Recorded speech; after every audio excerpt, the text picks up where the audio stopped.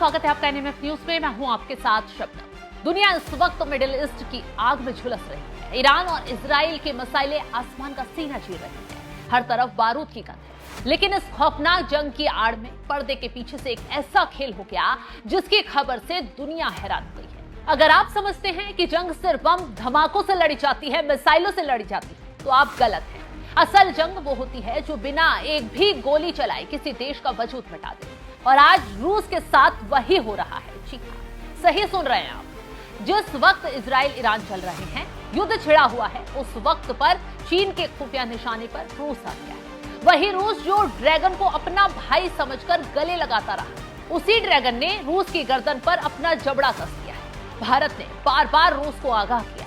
मोदी ने पुतिन को बार बार चेताया, सावधान रहो, सतर्क रहो, क्योंकि बार बार गले मिलने वाला अक्सर पीठ में छुरा ही घुसता है। लेकिन रूस ने भारत के इशारे पर गौर ही नहीं किया।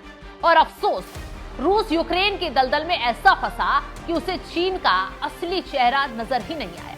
अब जो खबर निकलकर सामने आ रही है वो रूह कपा देने वाली है। न्यूयॉर्क टाइम्स की एक लीक रिपोर्ट और रूसी सुरक्षा एजेंसी एफएसबी के खुफिया दस्तावेजों ने तहलका मचाकर रख दिया है।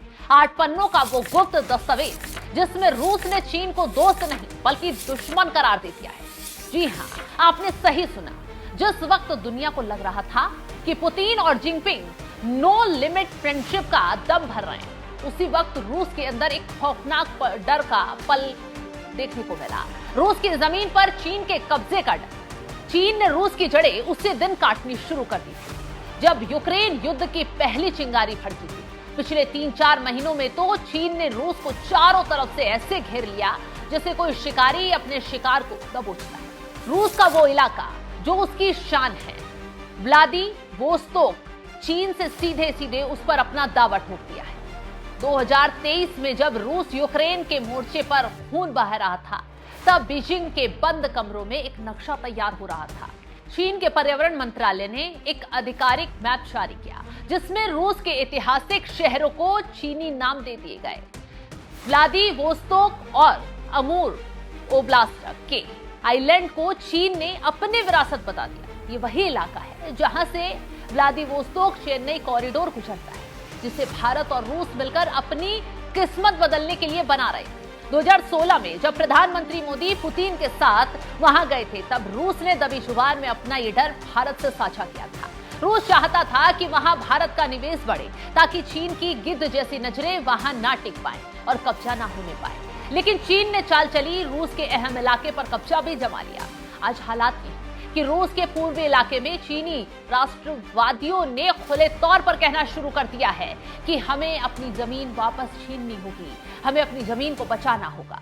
सिर्फ पूर्व ही नहीं, रूस के दक्षिणी आंगन यानी सेंट्रल एशिया में भी चीन ने वो तबाही मचाई है जिसने मॉस्को की सत्ता को हिलाकर रख दिया है, हड़कंप मचा दिया है। कजाकिस्तान, किर्गिस्तान, ताजिकिस्तान, तुर्कमेनिस्तान और उज्बेकिस्तान, ये वो देश हैं जो कभी सोवियत संघ का अटूट हिस्सा थे। यहाँ रूस की मर्जी के बिना पत्ता भी नहीं हिलता था। लेकिन आज स्थिति क्या है? आज वहां रूस का नामो निशान मिटाया जा रहा है। चीन ने वहां की ऊर्जा, लॉजिस्टिक, डिजिटल गवर्नेंस और फाइनेंस पर सीधा कब्जा कर लिया है कि वहां रूस से पूरी तरह उसको बेदखल कर दिया गया है। चीन अब वहां का नया सुल्तान बन रहा है और रूस एक लाचार तमाशबी।